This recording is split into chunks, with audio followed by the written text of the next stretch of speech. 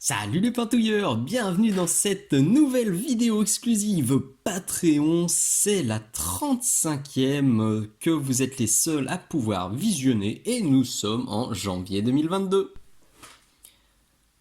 Vous le voyez aujourd'hui, pas de pinceau, pas de palette, c'est un format tout nouveau que je teste. Je crois que j'ai jamais fait ça, hein. Je vous avoue que c'est la 177e vidéo que je tourne, donc ma mémoire me joue un peu des tours, mais là c'est vraiment une vidéo 100% papotage, 100% théorie et 100% exemple, surtout autour des ombres et des lumières.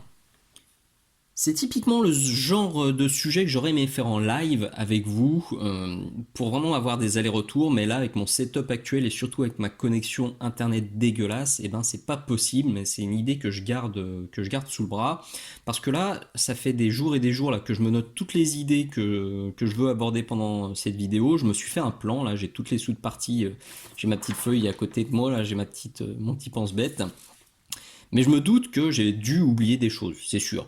Donc n'hésitez pas, s'il y a des choses que vous auriez aimé voir abordées dans cette vidéo, notez-le dans les commentaires et je tâcherai de répondre à vos questions. Aujourd'hui, on parlera au minimum donc de la lumière, bien sûr, de la direction de la lumière, des OSL, des ombres portées, de la hiérarchisation de la lumière, des épées, des zones qui rebiquent, ça vous comprendrez ce que j'ai voulu dire. Voilà, ça c'est déjà ce qui est marqué. Je me doute aussi que là, il y aura peut-être des idées qui vont me venir au fur et à mesure du tournage, donc le montage sera peut-être un petit peu biscornu, je m'en excuse par avance, mais s'il y a une idée qui me vient au fur et à mesure, je l'insérerai dans cette vidéo. Vous le voyez aussi, il y a beaucoup de choses dont je veux vous parler, donc il y a beaucoup de choses qui vont être abordées assez rapidement. Je veux pas que cette vidéo elle dure 5h30.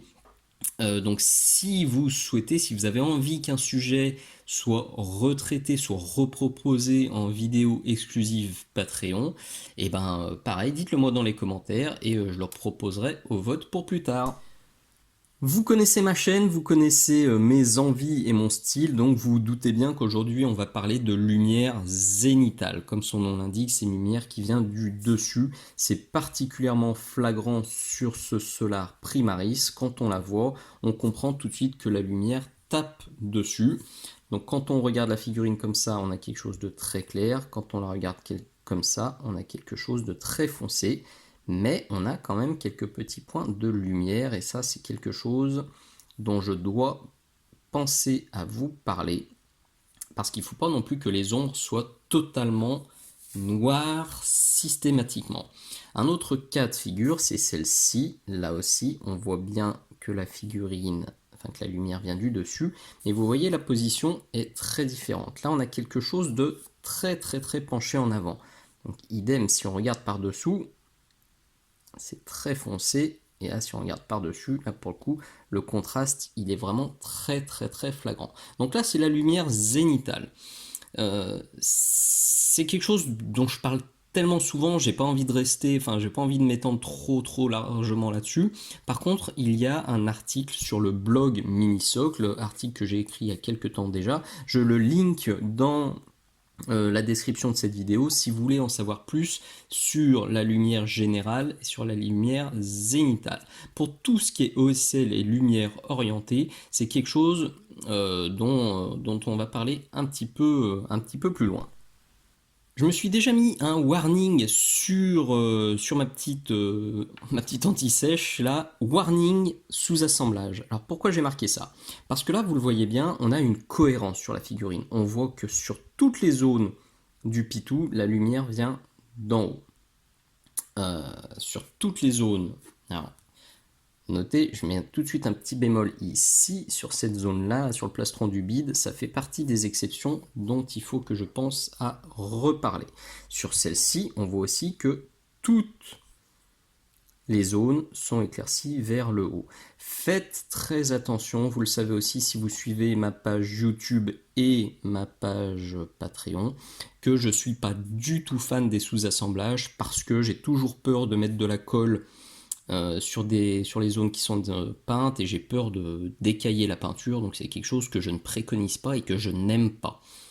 Vous pouvez le faire, mais si vous le faites, pensez bien à imaginer votre figurine assembler pour bien que toutes les lumières soient dans le bon sens. Voilà, ça c'était le warning, c'est du bon sens, sans mauvais jeu de mots, mais j'ai déjà vu des figurines comme ça, avec des éclaircissements qui partaient sur la gauche, sur le visage c'était plus sur la droite, là c'était sur le haut, je dis ah toi tu peins en sous-assemblage, et j'ai le mec qui me disait ah ouais comment t'as su, ça se voit immédiatement. Il suffit de faire gaffe, et éventuellement de rectifier une fois que la figurine est peinte pour pas que ce soit trop flagrant, sinon c'est foireux. Avertissement bis, quand je parle de lumière zénitale, je le redis, la lumière vient d'en haut. Mais si vous vous souvenez, je dis aussi dans plusieurs vidéos que comme je peins très souvent des figurines d'exposition ou du tabletop, on va dire plus, je décale systématiquement ma lumière légèrement vers l'avant pour que le spectateur, qui est vraiment positionné comme ça, qui regarde la figurine comme ça, il voit mon travail. C'est-à-dire que l'éclaircissement ultime, là sur mon épaulette, il est là. Alors qu'en lumière zénitale, on pourrait se dire, ok, bah, il devrait être ici. Sauf que si je mets ma lumière zénitale maximum ici, pour que le spectateur la voie, il va devoir pencher la figurine. Et ça, c'est pas forcément logique. Moi, j'imagine toujours que quelqu'un qui va regarder ma figurine, il va la prendre comme ça, et que donc tous les éclaircissements maximum doivent lui claquer aux yeux immédiatement. Et ça, c'est un truc qui est très logique aussi. Si vous prenez une petite bille en métal ou n'importe quelle surface réfléchissante en métal, imaginez ça par exemple, si ça c'était une bille en métal, en lumière zénitale, oui, la lumière serait là, mais comme vous regardez de là, de ma position actuelle, et ben la lumière maximale, elle va venir claquer comme ça. Donc ça, je l'applique toujours à mes figurines, c'était le second warning. Pensez-y toujours, si sur vos photos, vos figurines, elles ont l'air plates, et si vous dites purée, mais là j'ai éclairci à mort mon épaulette, et sur la photo on ne le voit pas du tout, et ben c'est simplement parce qu'il faudrait soit prendre votre photo comme ça, légèrement vers le haut, soit décaler votre éclaircissement légèrement par ici pour que le spectateur en profite au maximum. Ce que je vous propose maintenant, c'est de vous montrer comment ombrer et éclaircir vos figurines en fonction de la lumière. Donc on reverra des exemples peints juste après, mais là on va reprendre un petit peu de théorie et je vais utiliser cette petite lampe de poche sur laquelle j'ai simplement mis un petit filtre, un petit papier rouge pour que ça ressorte mieux et pour que ça illustre mieux mon propos. Donc là j'ai prévu 5-6 figurines que je vais vous présenter au fur et à mesure, comme ça on comprendra tous ce dont on parle. Donc là, je le dis aussi très souvent, quand je peins, je retourne très souvent sous ma lampe pour voir où tape la lumière zénitale. Donc là, j'illustre ça avec la lumière rouge parce que c'est plus parlant, mais pendant le processus de peinture, il faut vraiment pas hésiter à retourner très souvent sous la lampe de peinture pour regarder où la lumière claque ou pas. Donc là, en lumière zénitale pure, vous voyez comment cette figurine, elle serait éclaircie. On a des éclaircissements très forts sur le haut de la tête, sur les branches, sur les deux bras. On a des petites accroches de lumière ici, là, sur les deux genouillères, et une petite accroche ici, qui est aussi assez importante. Donc là, on est vraiment sur la lumière qui est violente, et ça me permet aussi de parler tout de suite de hiérarchisation de la lumière. C'est quelque chose que vous entendez très souvent dans mes tutos, et qu'on voit parfaitement ici. Les ombres les plus fortes, les ombres très fortes et les ombrages les plus forts que je vais peindre seront en bas. Les lumières les plus fortes seront en haut. Là, on aura quelque chose d'intermédiaire, mais il faut dans un premier temps imaginer toute la figurine comme un volume global et se dire que là, par exemple, je vais être au marron foncé, voire noir pur, et là, je vais être à un beige très clair, voire à de l'ivoire. Et l'ivoire, j'en aurai que là-haut, parce que les lumières les plus fortes sont là-haut. Ici, là on a vu qu'on avait une lumière, une petite accroche, j'aurai un ivoire un peu cassé, et là aussi sur le bas. Si vraiment vous voulez donner l'impression de grandeur à vos figurines, et si vous voulez donner l'impression que vos figurines ne sont pas juste des petits machins en plastique de 28 mm, la hiérarchisation elle est très importante. Et surtout, elle aide énormément dans la vitrine ou sur la table de jeu à à donner un aspect fini et très travaillé à votre figurine. Parce que même si les éclaircissements, même si les dégradés sont pas topissimes, si vous avez cette hiérarchisation, ça marche immédiatement. Il y a un effet waouh immédiat. Donc là, on est en lumière zénitale pure, on va dire, c'est comme ça que je le peindrai. Alors souvent quand même, pour avoir vraiment une représentation de ce que je dois peindre, je décale légèrement comme ça vers l'avant. Et quand on décale vers l'avant, eh ben vous voyez que les cuisses aussi, elles viennent choper la lumière et les avant-bras aussi. Je me dis pas vraiment la lumière, elle vient pile du dessus, c'est un peu violent.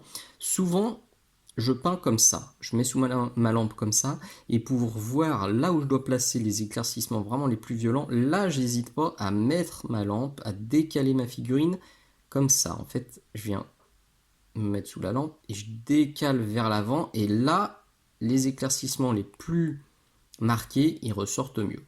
Donc là, on était en zénital. On peut parfaitement imaginer maintenant qu'on viendrait peindre notre figurine comme ça, en lumière de côté, surtout avec cette sculpture-là, avec le corps là, qui sort sur le côté, ça pourrait être très joli. Et vous voyez que là, on a quelque chose de très différent. Et on aurait de nouveau une hiérarchisation de la lumière, mais qui serait de là, les zones sont les plus foncées, à ici, les zones sont les plus claires. L'inverse sur ce côté-là.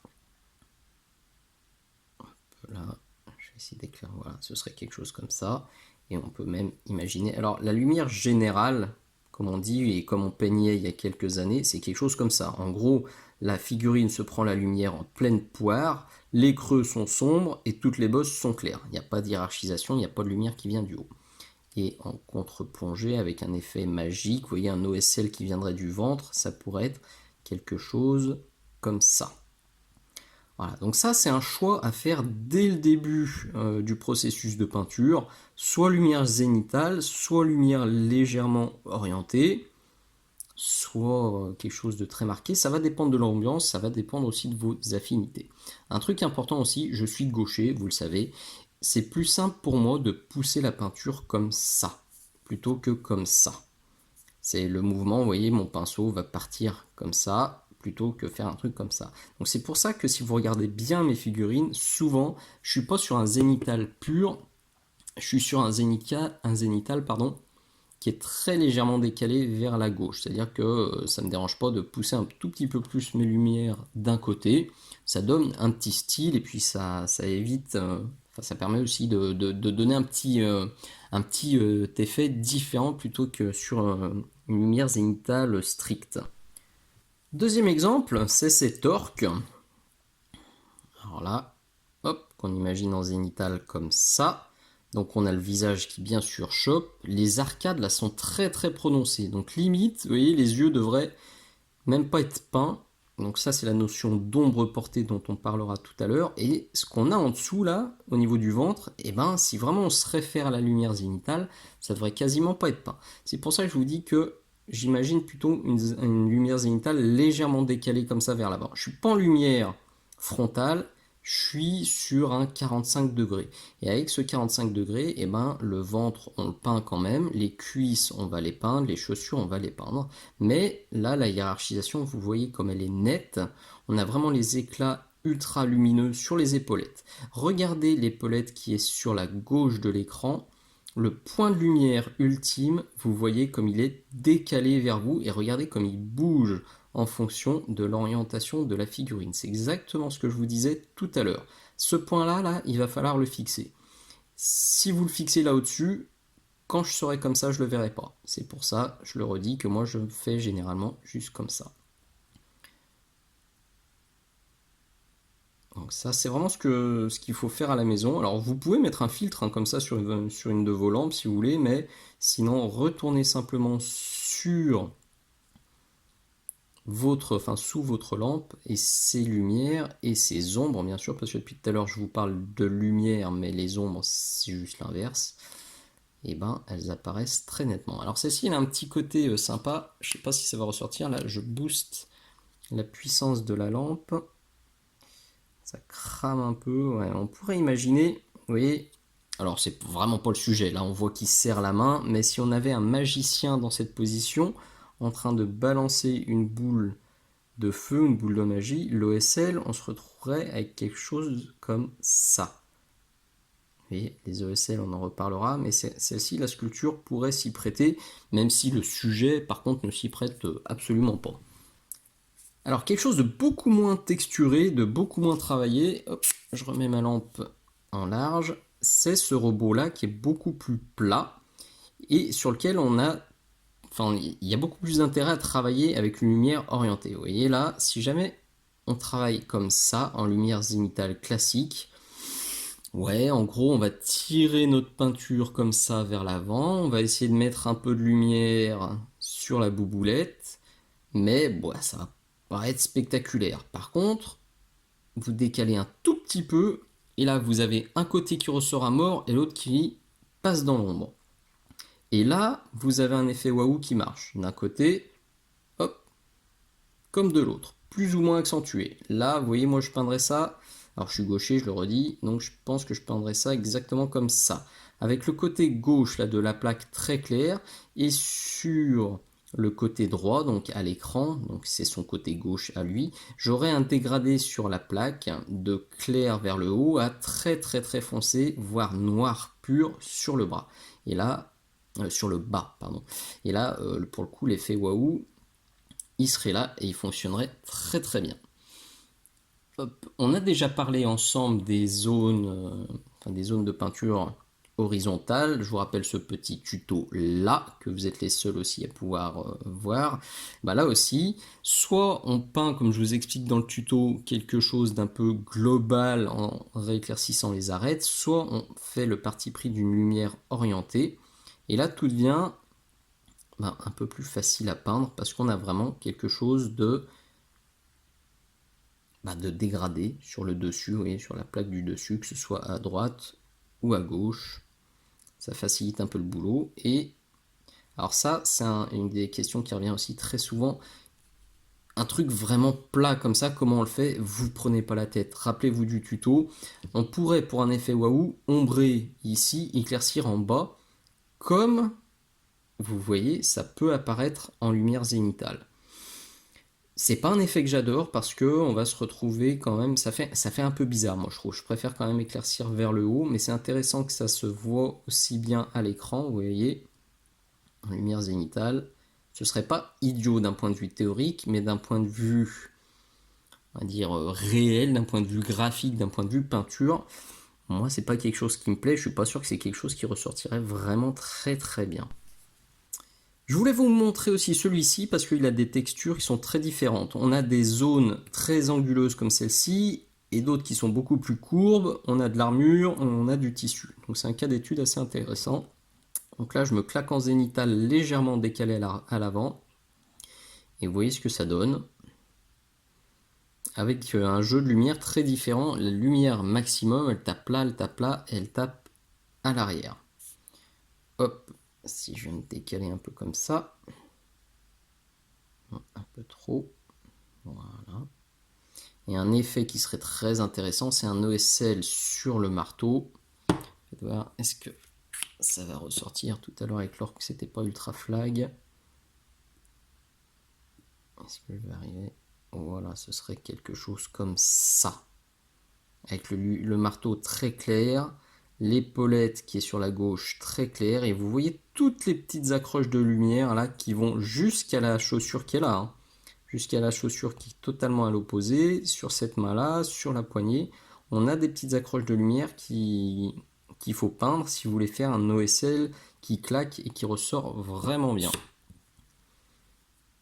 Donc, retour à notre lumière un peu plus générale.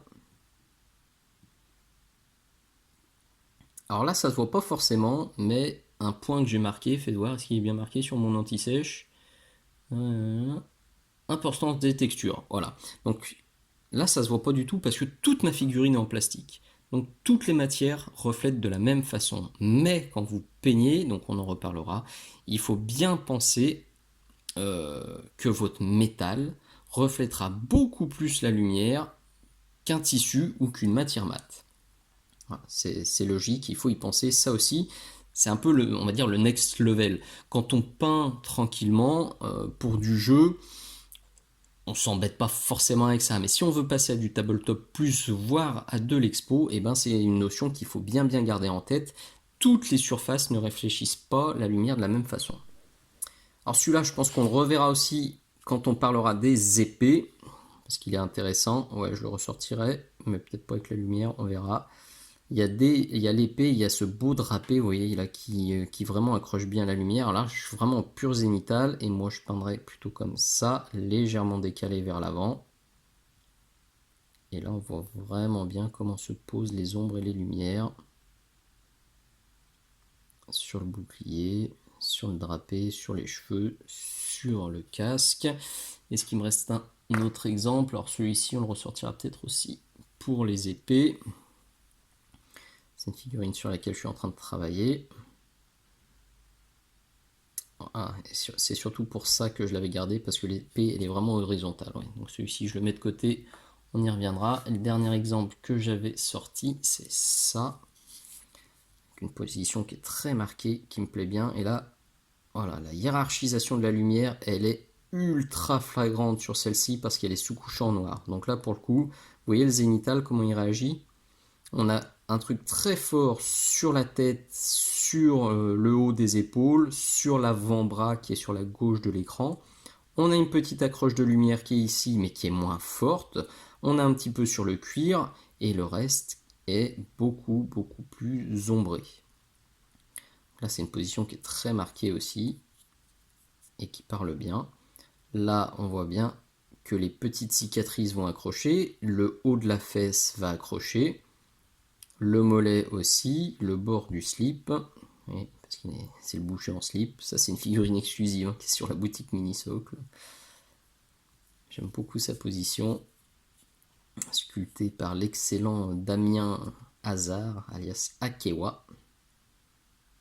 Voilà, donc ça c'était le dernier exemple non peint et avec ma petite loupiote. Donc on va reparler maintenant un petit peu plus concrètement de ce qu'il faut faire au niveau de la peinture. Pour la peinture, eh ben, je vais simplement vous dire ce que je vous dis dans tous les tutos. Il va falloir éclaircir le haut de la figurine et assombrir évidemment le bas en retournant le plus souvent possible sous la lampe. Quelque chose que je vous dis aussi assez fréquemment, c'est que pour voir si ça marche, si la lumière fonctionne, très souvent, alors je suis pas sûr que à la caméra ça va fonctionner. Hop, alors voyons voir. Alors là, il y a la fenêtre, hein, vous voyez qui est là. Donc ce que je fais, je prends mon anti-sèche là et je vais essayer de cacher un peu la lumière. Hop, comme ça. Et vous voyez, même sans lumière, on voit l'éclairage zénital et on voit encore mieux la hiérarchisation de la lumière. Regardez comme le haut de la figurine ressort beaucoup plus que tout le reste. C'est exactement ça qu'il faut faire, et ça je vous conseille aussi très fortement de le faire. Mettez-vous quasiment, alors dans le noir c'est un bien grand mot, mais éteignez les lumières et regardez si les ombres et les lumières sont placées au bon endroit et si ça ressort suffisamment. Ça vous donnera une très forte indication sur la réussite ou non du placement de vos lumières et de vos ombres. Faites voir celui-ci là, sur lequel la peinture est quand même un peu moins poussée parce qu'on est sur du tabletop. Est-ce que ça marche aussi? Eh bien ça marche aussi, voilà, c'est bien flou. Bonjour, bah, c'est normal, hein, c'est la caméra là qui queen sans lumière, elle n'est pas joueuse. Voilà, vous le voyez? Très souvent, quand je fais ça avec des figurines de personnes que je suis ou des figurines que des copains m'envoient, et ben quand je mets dans l'ombre, comme ça, on voit plus rien. Tout est éteint parce qu'on n'a pas les points de lumière et parce qu'on n'a pas les ombres très fortes. Et ça, c'est un des défauts qui est très facile à corriger, simplement en réduisant la luminosité de votre pièce. Ou alors, vous voyez, là, c'est mon bureau. Je mets sous le bureau. Là, j'étais en train de le faire. Alors, niveau caméra, c'était pas très photogénique, mais vous mettez sous le bureau et vous regardez si vos lumières ressortent encore et si vos ombres sont bien foncées. Alors concernant les ESL, j'espère que je ne vais pas trop vous décevoir, je vais passer très vite parce que si vous me suivez, vous savez aussi que c'est pas un effet que j'adore et c'est pas un effet que je réalise fréquemment. L'OSL le plus poussé que j'ai fait, c'est celui-ci, pour l'exclusivité Patreon aussi. Je referai des tutos OSL plus tard, c'est prévu, parce que c'est une question qui revient très souvent et qui va me forcer à me sortir de ma zone de confort, donc ça reviendra. Je vous laisse pas tout nu. Lisez bien la description de cette vidéo. Je vous renvoie vers un article sur le blog, 2 vers un article sur le blog Massive Voodoo qui lui pour le coup Jared, donc Roman Lapatte, est très bon en OSL, et sur l'article que je vous mets en lien, j'en mettrai au moins un, peut-être deux si je retrouve ceux que j'ai en tête. On voit très clairement une petite sphère lumineuse et comment la lumière va se réfléchir en fonction de cette sphère lumineuse sur le pitou. Si je trouve d'autres exemples, ou si vous avez des exemples qui sont très parlants, mettez-les dans la description, enfin dans les commentaires, pardon, et je les rajouterai dans la description pour aider les petits copains. Mais en tout cas, les photos de Jared, elles sont déjà top. Et je vous mets aussi les liens vers des tutos de 2 autres peintres qui font, eux, très souvent de l'OSL, et ça devrait déjà vous permettre de bien vous dépatouiller sur la question. C'est pas très compliqué à faire, soyons honnêtes, c'est juste que j'ai pas de figurine qui vraiment s'y prête et qui pourrait, enfin qui m'inspire un OSL très marqué, ni pour ma vitrine, ni pour jouer. Ça viendra un jour, j'en suis sûr. Mais à l'heure actuelle, c'est pas le cas. Mais voilà, je vous mets plusieurs ressources dans la description de cette vidéo pour que vous puissiez déjà vous dépatouiller. Et si, comme moi, vous avez une petite lampe de poche, comme ça, une petite, là pour le coup, c'est si, vous voyez, elle est quand même un peu trop grosse, encore que, on voit bien là, si on faisait un OSL un peu plus poussé, si on faisait surtout un OSL à partir de son bâton. Alors attendez voir, je vais éteindre la loupiote qui est là. Hop là. Si on imaginait un OSL qui vient de son bâton, et ben, on aurait quelque chose comme ça. Ce qu'il faut bien garder en tête, ce qui est très important, c'est que plus la figurine est dans une ambiance sombre, plus la lumière venant de l'OSL, venant de la source magique, de la boule de feu, n'importe quoi, du sceptre, plus la lumière, elle devra être violente. Il faut bien imaginer que en pleine journée, si vous allumez une lampe, on voit que dalle. En pleine nuit, si vous allumez la même lampe, ça ressort à fond. Donc il faut bien imaginer que si vous voulez que l'OSL ressorte à fond, eh ben, il vaut mieux que le reste de la figurine soit plutôt dans une ambiance sombre. Si vous voulez un OSL léger, comme je l'ai fait sur cette figurine-là, vous le voyez au niveau du manteau, pardon, eh ben, on peut faire un truc très léger, juste faire un petit rappel lumineux, on est plus sur de la nuance, et ça fonctionne aussi très bien. Ça permet de faire ses premières armes avant de faire des OSL plus poussés, et ça permet déjà de faire des trucs rigolos. En tout cas, avec une petite loupiote, pensez-y, ça peut vous sauver la mise aussi et vous orienter très fortement et très facilement. Avant de clore le point sur les OSL et les reflets, alors un truc important et dont on parle pas souvent, c'est le reflet de l'environnement et le reflet des différentes parties sur une figurine elle-même. Je m'explique, si vous avez une partie métallique, c'est particulièrement vrai pour les métaux, ça peut aussi l'être pour des parties d'armure réfléchissantes, mais sur les métaux, si vous avez comme ici un petit couteau et qu'il est proche de votre armure, c'est très important de mettre des nuances de la couleur de l'armure dans votre métal, puisque c'est logique. Votre petite partie en métal, elle va forcément refléter ce qui se passe à côté. Et c'est pour ça que ici, alors c'est peut-être très discret à la caméra, mais ici on voit un petit peu de turquoise parce que j'imagine que ça là, et les petits détails turquoise se reflètent dans mon épée. C'est important pour les métaux, comme je vous le disais, c'est important aussi pour bien intégrer votre figurine sur son socle. Si vous avez une figurine blanche avec un socle prairie, un socle vert ou un socle avec des couleurs très marquées, et que vous venez pas faire quelques petits reflets de la même couleur que le socle, alors ça peut être des reflets ou de la poussière, les deux fonctionnent et personne ne vous demandera si c'est l'un ou l'autre. En tout cas, c'est très important de faire un petit rappel coloré pour harmoniser les deux. Donc pensez, quand vous peignez vos figurines, à essayer de faire refléter les différentes parties. Je vais voir, ce serait vrai aussi pour celle-ci. Vous voyez, si le marteau, je le fais en métal, et si l'armure était verte fluo, parce que celle-ci, je prévois de la faire en vert fluo, c'est mood green ou un truc comme ça, et ben sur cette zone-là, je viendrai me mettre un petit peu de mood green en glacis pour faire le rappel et pour qu'on ait un ensemble harmonieux. Ça aussi, c'est un peu de l'astuce next level, mais c'est très important et ça fera toute la différence entre une jolie figurine et une figurine top moumoute. Un exemple assez parlant, c'est cette figurine-là. Donc ça, c'est issu de ma collection perso. Elle a été peinte par Jérémy Bonamant. Donc là, on n'a pas du métal, mais vous voyez, on a une petite visière en verre. Et on voit bien, et ben, comme je vous ai dit tout à l'heure sur le métal, ces nuances de bleu qui viennent taper sur le visage et qui viennent apporter cette petite interaction, cette harmonie qui fait toute la différence et qui fait vraiment le job.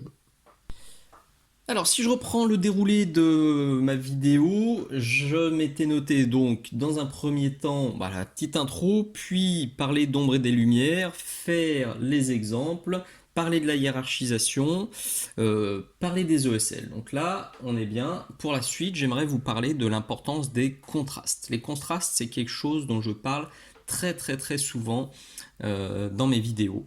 Vous le savez, j'aime les contrastes poussés. Je suis assez violent. Hop, voyons sur celle-ci. Vous voyez sur ma peau, je vais vraiment de zone très foncée à zone très claire. Parce que j'aime ça. Certains peintres sont beaucoup moins violents que moi. Alors celui-ci, je viens de vous le montrer. Et en comparaison, voilà quelque chose d'assez similaire peint par Roman Lapad, donc j'arrête dont je vous ai parlé tout à l'heure. On voit tout à fait que là, niveau contraste, on est sur quelque chose de très différent. Là, la lumière est beaucoup moins poussée et la différence, l'écart entre les ombres et les lumières est beaucoup moins marqué sur cette figurine que sur la mienne. Alors il y a plusieurs explications. Ça peut être une question de goût, et c'est vrai qu'il y a beaucoup de peintres, beaucoup de personnes avec qui je parle pendant les soirées ou qui échangent avec moi via le palier de suivi personnalisé sur Patreon, qui trouvent que je contraste un peu trop. Mais c'est mon style, c'est ce que j'aime. Mais je respecte, les gens ne sont pas du tout obligés de pousser le contraste aussi fort, et surtout le contraste fort, c'est pas systématique.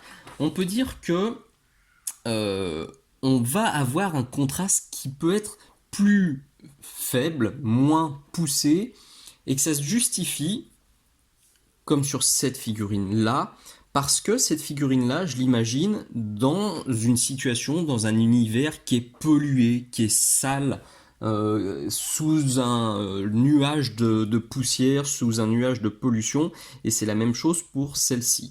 Le truc, c'est que si vous prenez la photo d'un objet, n'importe lequel, que vous mettez à l'extérieur, vous prenez la photo un jour de grand soleil où la lumière tape dessus, vous touchez pas du tout l'objet, vous prenez la photo, le même endroit, un autre jour où le temps est nuageux, vous verrez que la lumière et les ombres, enfin le jeu ombre-lumière, tout ça sera très fortement différent. Donc au-delà de la question de goût, il y a aussi une question d'ambiance. Moi, pour quelque chose que j'imagine dans une ambiance polluée, je reste très soft.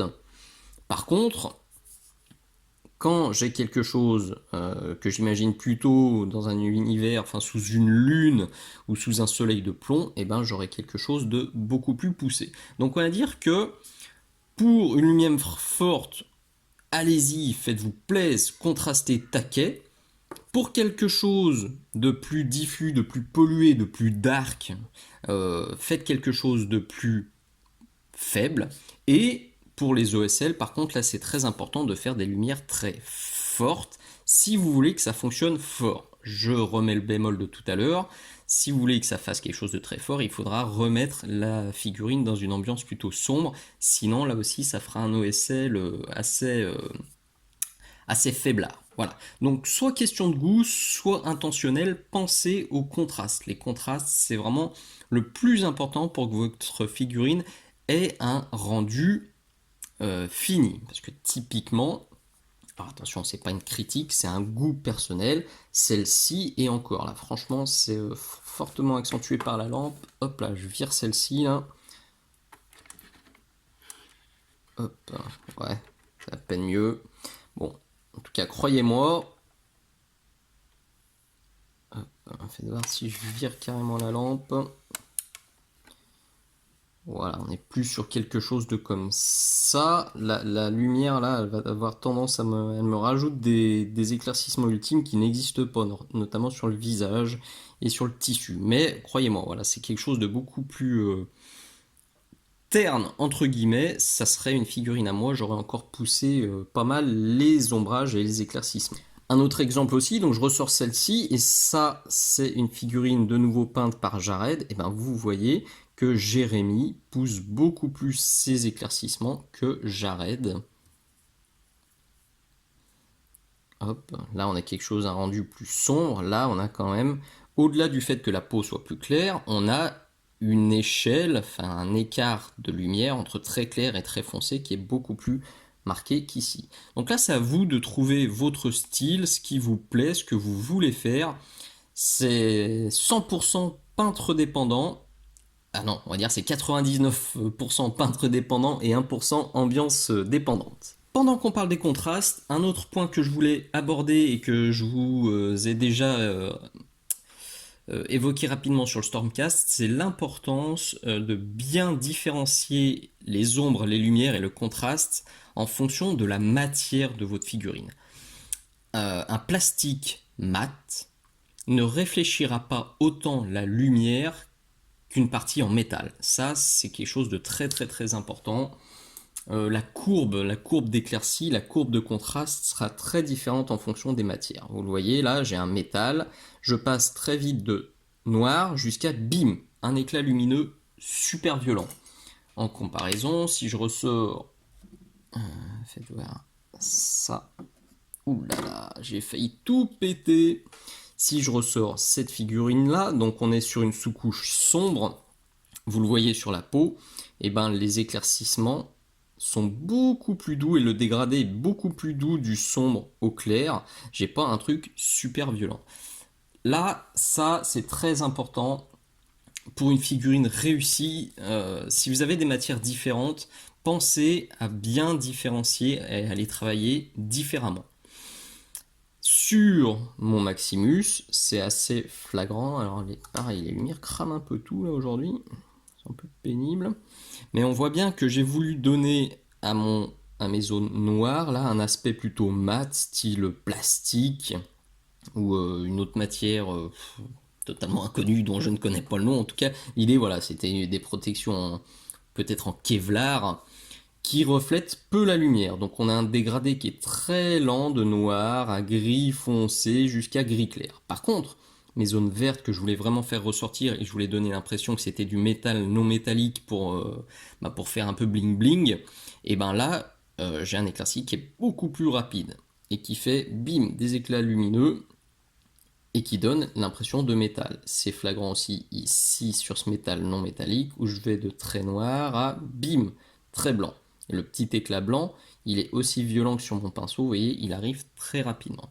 Donc les tissus et la peau faites des éclaircissements plutôt lents. On va dire des éclaircissements qui vont tout doucement. Le bois, le plastique, en fonction, on va dire, de la matière que vous voulez rendre. Si vous voulez rendre un plastique très mat, faites un éclaircissement très lent. Si vous voulez un plastique un peu brillant ou un bois un peu brillant, comme ça, vous voyez, les socles de présentation en bois, ils sont un petit peu vernis, et ben ça se comporte presque comme du métal. On a quand même un éclaircissement qui arrive assez rapidement. Et donc, on va de très lent, moyen, et pour les métaux, et en particulier pour le métal non métallique, allez-y franco, vous faites bim, un éclaircissement très rapide. Un autre exemple, celui-ci je vous l'avais déjà montré sur le travail des drapés, c'est une autre figurine issue de ma collection qui a été peinte par Alan Carrasco.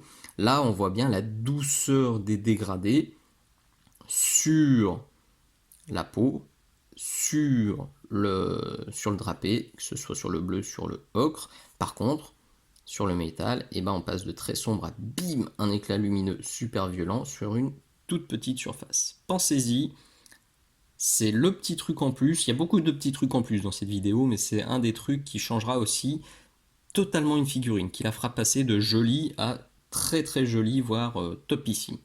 Le prochain point que j'aimerais aborder avec vous, c'est la notion d'ombre portée. C'est une question qui revient très souvent aussi,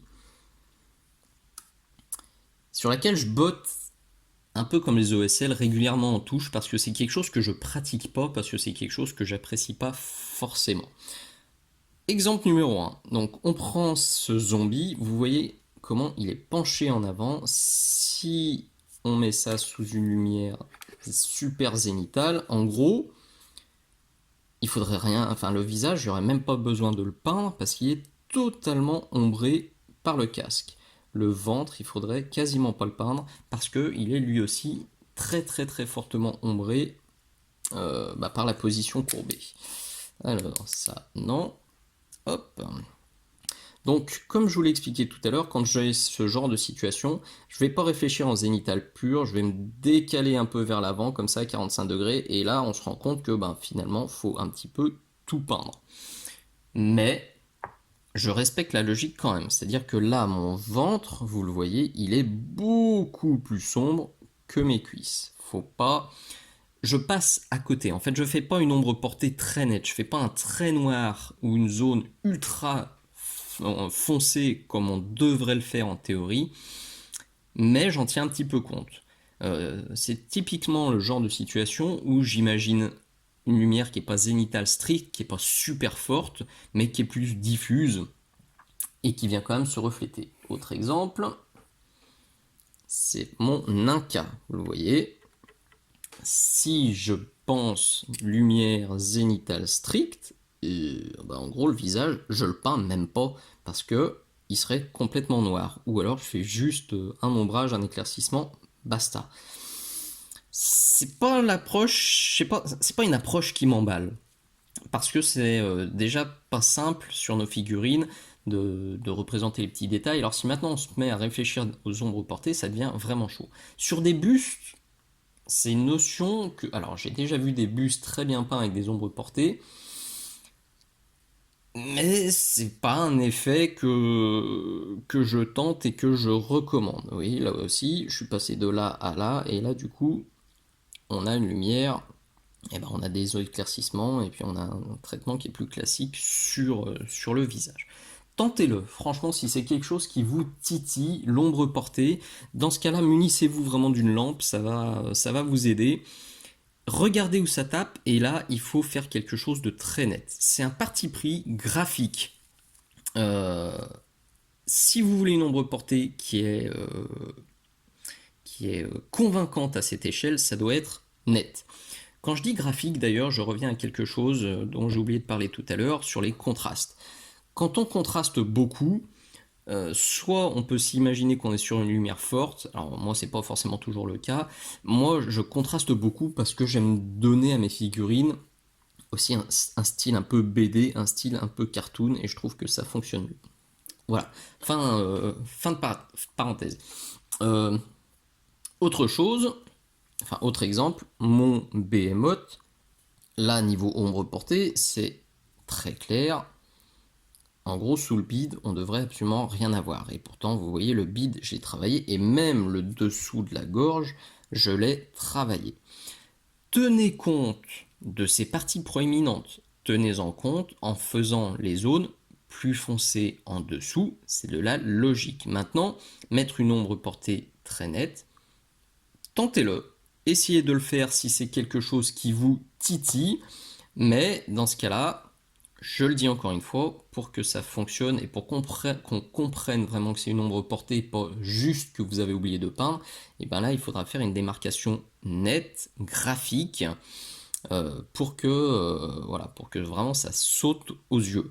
Ça fonctionnera mieux sur des figurines un peu grosses, je pense. Sur du montagnard, sur un buste, ça fonctionnera bien. Sur un tout petit truc, c'est quand même assez tricky, comme disent les Jones.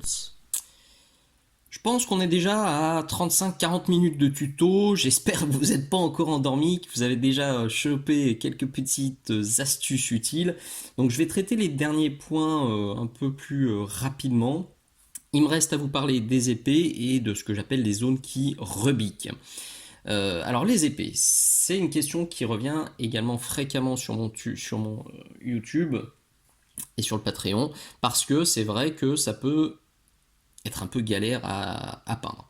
Vous avez, on va dire, deux grandes façons de faire, que ce soit en TMP ou en métal non métallique. Je vois deux grandes écoles. Alors l'école comme ça. Ça, c'est une figurine aussi qui était qui est dans ma collection perso, qui a été peinte par eMuse. Je vous ai montré quelques figurines de ma collecte pendant ce tuto pour illustrer mes propos. Fut un temps, j'avais deux boulots. Alors financièrement, j'étais très bien, mais j'avais aucun temps pour peindre, donc je compensais. De temps en temps, j'achetais des figurines peintes par les autres. Voilà, ça je le fais plus. Donc, vous avez l'école un peu inversée, avec un côté très clair ici, et puis l'inverse de l'autre côté. C'est ce que fait Jared aussi. Alors, c'est assez rigolo. Non, j'allais dire c'est l'inverse, mais non. Là, c'est exactement la même chose, en moins poussé. Et de ce côté-là, c'est l'inverse, mais c'est logique. Donc ça, on va le voir pourquoi. Et vous avez l'école comme celle-ci. Ça, c'est une figurine peinte par l'ami Seni. Ça, c'est un effet qu'on revoit très très souvent depuis quelques temps. Niveau effet waouh, c'est vrai que ça fonctionne très bien. Avec ce que j'appelle un éclaircissement, sinusoïdal. On éclaircit, on ombre, on éclaircit, on ombre, et on fait l'inverse de l'autre côté. J'en ai déjà parlé, c'est pas un truc que j'adore non plus, même si c'est très à la mode. J'avoue que je suis plutôt vieille école. Mais du coup, on peut être perdu. Là, limite, vous n'avez même pas à vous poser la question sur les ombres et les lumières. Là, c'est de l'effet waouh. Hop, hop, hop, vous faites votre sinusoïde. Basta. Maintenant, si vous voulez quelque chose, on va dire, d'un peu plus classique, il faut effectivement se demander comment vient taper la lumière. Et là, c'est assez flagrant. Alors, je ressors ma lampounette. Hop, là on est bien. Là on est pas bien. Là on est pas bien. Là. Donc là c'est logique. Si vous mettez sous votre lampe, alors là c'est rouge sur rouge, c'est un peu l'échec, mais vous voyez bien que Enrique, là, il a bien respecté exactement ce qu'on voit sous la lampe. Une lumière forte ici, moins forte ici, et l'inverse. L'inverse, c'est à vous de voir si vous voulez le pousser très fortement pour avoir un gros contraste ou si vous y allez plutôt soft. Si c'est moi qui avais peint cette lame, j'aurais moins ombré ici, je pense, parce que quand même ce côté-là de la lame chope beaucoup plus de lumière que de ce côté-là, donc ça me semblerait logique d'ombrer moins ici. J'aurais quand même globalement ombré moins ici et éclairci moins ici. Ça aurait été moins graphique, mais ça aurait été un peu plus logique. À noter que, alors sur celle-ci, c'est pas le cas. Faites voir, là on est logique. Pardon. Là, on est logique aussi. Donc, c'est pas trop violent, faites voir. Sur celle de Roman, du coup, j'ai un doute. Sur celle de Roman... Eh ben si, on est logique aussi. Vous voyez, instinctivement, moi, j'aurais fait mon éclaircissement très clair ici. Et j'aurais ombré vers le bas. Et finalement, eh ben, quand on regarde sous la lumière... alors, attendez voir, j'ai un gros doute. Je trouve ça bizarre. Donc, je vais virer la lumière qui est là. Non, voilà. J'avais un doute. Il a fait l'inverse, vous voyez, il a décidé d'éclaircir plus ce côté-là et moins celui-là, alors que, en fait, si on sort notre lumière rouge, et ben, en lumière zénitale, c'est plutôt l'inverse, et on aurait dû éclaircir plus ce côté-là de la lame, et moins celui-là. Bon, c'est un choix. Peut-être qu'il n'a pas mis sous la lampe, ou qu'il a voulu faire un effet graphique. Tout ça pour dire que, logiquement, si vous mettez sous votre lampe, vous devez trouver assez facilement la façon d'éclaircir, et je commence à avoir du mal là, il commence à être tard, donc d'éclaircir votre lame. Donc on ressort ça. Là, ça marche immédiatement. On va être très clair ici, clair là, très foncé ici. Et c'est pas inversé, vous le voyez là, tout ce que je vous ai montré là, c'était clair vers la pointe, clair vers la garde. C'est un effet qui est assez graphique, alors qui existe. Alors là, je suis vraiment en pur zénital, vous voyez, ça donne pas du tout ce que je vous ai montré avant. Par contre, si je décale un peu ma lumière vers l'avant, hop, là, on commence à voir apparaître un petit peu ce que je vous ai montré sur les deux figurines précédentes. Un peu. Et c'est pour ça que moi, je peins rarement comme les deux figurines que je vous ai montrées. Moi, je peindrais exactement comme ça. Alors, essayez de vous rappeler. J'aurais dû... faut que je fasse venir quelqu'un pour tenir la lampe en même temps. En fait, vous voyez, en haut, on a vraiment quelque chose de très clair. En bas, on a quelque chose de plus foncé. Et les éclaircissements, en fait, ils sont là, légèrement, et là, légèrement. Et moi, je préfère ce style-là. Vous voyez? Et on n'a pas cet éclaircissement très poussé qui, finalement, bon, ben, est pas forcément très logique. En tout cas, sur celle-ci, attention. Attention, attention, méga bémol XXL, méga warning. Ça dépend de la forme de votre lame, ça dépend de l'orientation de votre lame. Vous allez voir que sur celle-ci, on a quelque chose de très différent. Je vais quand même essayer d'éteindre, attention.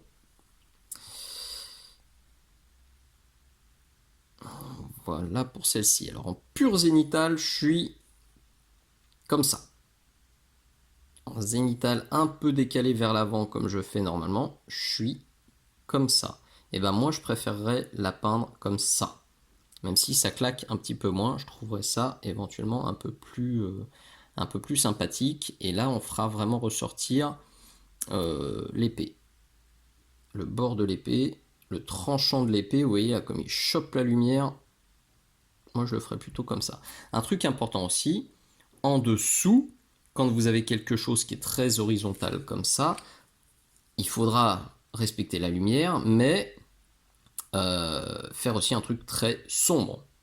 Bien sûr, là, j'aurai des éclaircissements jusqu'au blanc, en dessous, j'aurai pas des éclaircissements jusqu'au noir. J'aurai un dégradé de foncé à clair, mais qui sera de beaucoup plus foncé à beaucoup moins clair. Vous comprenez l'idée? Voilà, donc mettez-vous comme d'hab sous la lampe, c'est toujours le même conseil, hein. Je sais que ça fait un peu redite.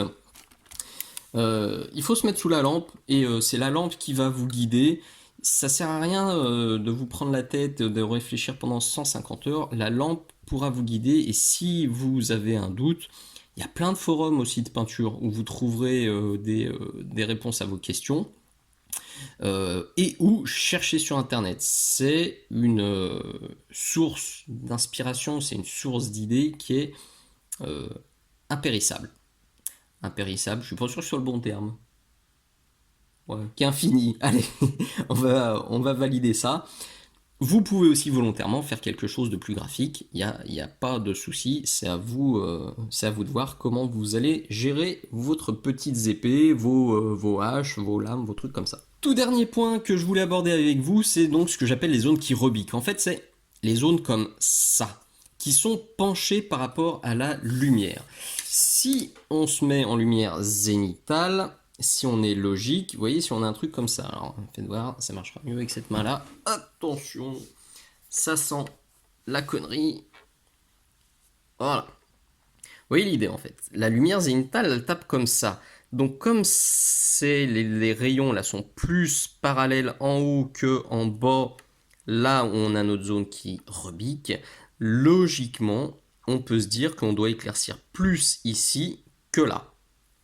Ça, c'est la logique. Logiquement, on devrait éclaircir plus en bas, pardon le focus, qu'en haut. Et c'est ce qu'on voit bien sur la lampe. Je pense que c'est aussi ce qu'on voyait tout à l'heure. Tout à fait. Je vais moduler ça. Ça va être aussi un peu du cas par cas. Parce que si jamais vous faites vraiment très sombre ici, très clair ici, puis que vous repartez sur quelque chose de plus classique en haut parce qu'on a un changement d'orientation sur la figurine, ça peut faire bizarre. Donc typiquement ici, je pense que j'éclaircirai quand même ici, et que oui, j'ombrerai moins ici que sur l'autre jambe, et que je mettrai un petit point de lumière. Mais je vais quand même me faire un dégradé un peu plus clair sur le haut, pour pas me retrouver avec une énorme zone sombre ici. Parce que j'ai peur que ça fasse bizarre. Euh, idem, alors voyons voir. Vous voyez sur cette figurine. Si on veut être super logique, quand on regarde l'orientation de la jambe qui est penchée, on aurait pu se dire, eh ben en fait il faut éclaircir comme ça vers le bas, et la zone la plus claire, qui est la plus perpendiculaire au soleil, elle va être ici. Eh ben j'ai pas fait ça, mais je l'ai fait un peu. J'ai éclairci vers le haut, et en plus, en bas, j'ai fait un petit point de lumière qui claque, qui accroche.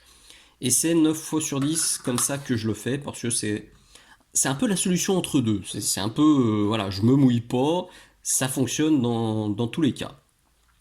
Alors, un exemple qui est rigolo, et j'avais même pas tilté que j'avais fait ça.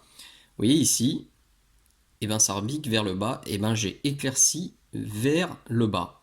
Je me souvenais même pas que j'avais fait ça sur cette figurine. Idem, là j'ai éclairci vers le bas, et pourtant la même figurine que j'ai ressortie, enfin que je suis en train de peindre, et ben la plaque, je l'ai éclaircie vers le haut, et j'ai mis un petit point de lumière vers le bas comme je fais généralement. Alors je ne sais pas pourquoi j'ai fait ça sur celle-ci. C'est pas moche, ça fonctionne. Je pense, alors attention, je pense que je l'ai fait surtout parce que je me suis dit qu'il y avait l'ombre du bras qui venait vraiment assombrir cette plaque, et là l'ombre de la ceinture et l'ombre du bras qui venait vraiment assombrir le haut de cette plaque. Donc ça me semblait, je pense, plutôt logique de ce point de vue-là. S'il avait eu les deux bras en avant comme celui-ci, à mon avis, j'aurais choisi la même solution et j'aurais pris la solution un petit peu neutre pour pas me foirer. C'est exactement pour la même raison que tout à l'heure je vous ai parlé de ce plastron. En fait, quand on regarde la figurine vers le bas, eh ben, le plastron il est vachement éclairci. Ça peut sembler un peu bizarre, mais quand j'ai commencé à éclaircir le plastron vers le bas, là c'était totalement illogique et ça faisait dégueulasse parce que on a le bord là de l'armure qui est très marqué et qui va créer une ombre portée. Alors je ne l'ai pas vraiment représenté, mais comme sur mon petit pitou ici, je l'ai évoqué en faisant mon éclaircissement plutôt ici et en faisant mon éclaircissement sur l'autre plaque plutôt ici, même si d'un point de vue lumière, c'est pas forcément super méga logique. Il faut pas être 100% bloqué sur la logique, 100% bloqué sur ce que vous montre la lampe. On va dire qu'il faut suivre ça à 95%, enfin c'est la stat totalement improvisée à l'arrache qui veut rien dire. Il faut suivre ça globalement, mais si à un moment vous dites mince, là ça fonctionne pas, là il y a un truc qui fonctionne pas bien, et ben il faut pas hésiter à changer votre fusil d'épaule et à changer une zone d'éclaircissement ou d'ombrage parce que même si c'est moins logique du point de vue lumière, du point de vue théorique, et ben là, d'un point de vue rendu final, c'est beaucoup plus joli. Et idem sur mes deux nains, idem sur mon Inca. Dernier point important que je réaborderai dans le tuto du mois prochain sur les linings et les réaux. D'un point de vue logique, c'est vraiment flagrant sur celui-ci, le bord de l'épaulette, là il chope la lumière. Le bord haut de l'épaulette est là aussi. Mais si vous regardez ma galerie, si vous regardez toutes mes figurines, je fais systématiquement les arêtes inférieures aussi. Je les redessine avec une couleur qui est moins claire que sur le haut, mais je les redessine pour booster la lisibilité de la pièce. Ça marche super bien, c'est quelque chose que je fais systématiquement. Vous le voyez, ici on a une arête marquée très fortement, et on pourrait se dire celle-ci c'est une arête qui est vers le bas, il ne faut pas la marquer. Si, marquez-la avec une couleur plus foncée, mais marquez-la, ça va booster la luminosité, même si là aussi ça peut sembler pas totalement logique. Vous voyez, là, merci focus, là, toute l'arête du bas, même si elle n'est pas censée choper beaucoup de lumière, et ben je l'ai totalement redessinée. Et c'est ça, c'est cette petite ligne qui booste la lisibilité de votre pièce, qui boostera tous vos pitous, même si parfois, je le redis, ça peut sembler illogique. Vous voyez ici, j'ai repris toute la bande du bas en jaune, Donc c'est moins clair que vers le haut, mais je l'ai bien repris parce que, et ben là, même de loin, on voit le bord de mon épée tronçonneuse. Et voilà, la figurine est très lisible et on a l'impression qu'elle est plus détaillée, qu'elle est plus travaillée que si j'avais pas rajouté ce pauvre petit trait qui m'a pris 10 secondes à faire et qui change vraiment totalement le résultat final. Et nous voilà au bout de ce nouveau tuto. Alors là, pour être tout à fait honnête, on est 2 jours plus tard, 2 jours après la dernière séquence. J'ai déroulé tout ce que j'avais prévu. Je vous ai quand même posé la question sur Patreon. Je vous ai envoyé à tous un message privé pour voir si vous aviez des attentes particulières. Alors j'ai pas eu beaucoup de retours. Je me demande d'ailleurs, c'est très fréquent hein, que je vous envoie des retours, enfin des messages sur Patreon, notamment pour les votes mensuels. J'ai peu de retours et j'ai en général une soixantaine de votes, alors que vous êtes beaucoup plus que ça en abonnés. Regardez de temps en temps dans les spams. J'ai peur que les messages privés sur Patreon finissent dans les spams et c'est un peu dommage. Donc là, je vous avais posé la question et les retours que j'ai eus ont concerné uniquement les épées et les ombres portées. Parfait, ces 2 points, je les avais déjà traités. Donc, moi, j'ai fait le tour du sujet, mais je le redis, s'il y a quelque chose que vous pensez, s'il y a quelque chose que j'aurais dû traiter selon vous, notez-le dans les coms et j'en tiendrai compte volontiers. Soit en répondant directement dans les coms, soit bah, en prévoyant peut-être une prochaine vidéo sur ce sujet-là. J'espère vraiment que cette vidéo vous aura plu. C'est typiquement le genre de vidéo qui était à écouter pendant que vous peignez vos pitous tranquillement pour vous tenir compagnie. J'espère réellement que vous aurez réussi à glaner des petites infos utiles pour vos figurines, pour booster le rendu de vos figurines, pour booster l'effet waouh. Bien sûr, un immense merci à vous tous pour votre soutien, pour votre abonnement. N'hésitez surtout pas à parler de ma chaîne YouTube et de ma page Patreon aux copains. C'est vraiment le bouche à oreille qui aide la chaîne et la page à grandir. Il y a bien sûr une page mini-soc sur Facebook, mais depuis quelque temps Facebook tarte copieusement les pages pro. Si jamais on n'achète pas de la pub, on est de moins en moins visible et je le vois vraiment sur la diffusion des publis. Il y a quasiment plus de réactions, il y a quasiment plus, enfin plus, non j'exagère, il y a beaucoup moins de réactions, il y a beaucoup moins de likes qu'avant. Donc n'hésitez pas à partager les publis, n'hésitez pas à parler de tout mon contenu aux copains, c'est comme ça que tout ça perdurera. Allez, merci d'être allé jusqu'au bout, je vous dis à très bientôt, ciao ciao.